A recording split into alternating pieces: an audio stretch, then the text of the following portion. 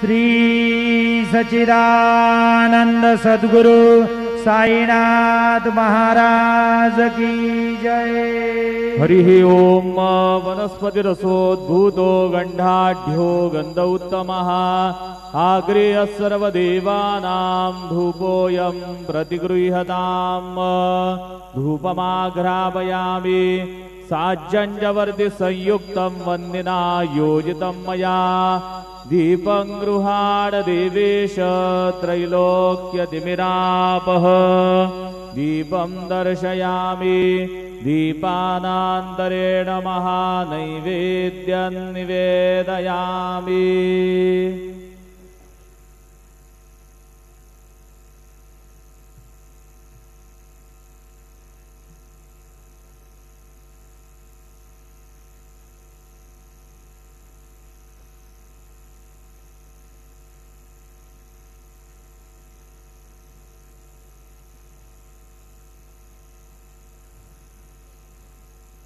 नाभ्या आसीदन्तरिक्षग्नो शीर्ष्णोद्यौः समवर्धत। पदभ्यां भूमिर्दिशः श्रोत्रात् तथा लोकावकल्पयन्। चतुष्कोणमण्डलं कृत्वा तदुपरि नैवेद्यपात्राणि धायेत। गायत्रीमन्त्रेण पात्राणि प्रोक्षयेत।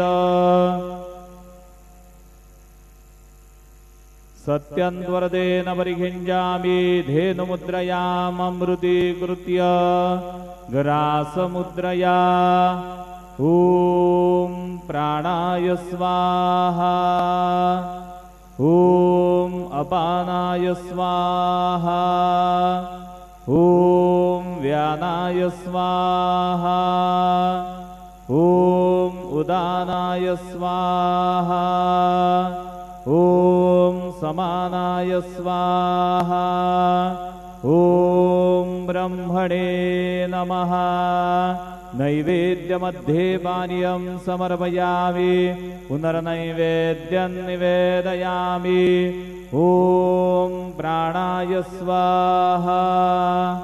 ॐ अपानाय स्वाहा। ॐ व्यानाय स्वाहा। ॐ उदानाय स्वाहा। ॐ समानाय स्वाहा।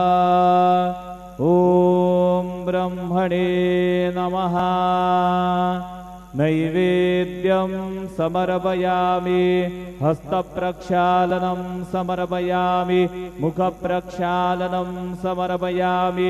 शेषोपचारार्थे प्रार्थनापूर्वक नमस्कारं करोमि।